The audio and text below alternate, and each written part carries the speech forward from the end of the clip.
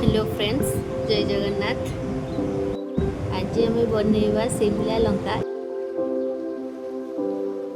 आवश्यक सामग्री है लंका, बेसन, लुण, हल्दी, लंका गुंड, कसूरी मेथी, 5 चमच बेसन, तापर लुण, हल्दी, लंका गुंड, तापर कसूरी मेथी, खाइबा सोडा, तापर पानी देकी भलसे फेंटिबा।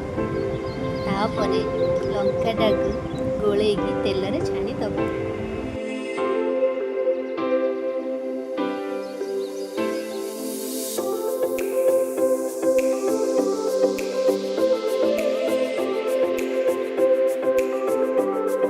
तेल रे लंकाटा पकईकी छाणला गोल्डन ब्राउन है पुंदे ताको छाणीबा। तापरे प्लेट को काढ़ी सॉस सहित एंजॉय करूँ। वर्षा पागे आम वीडियो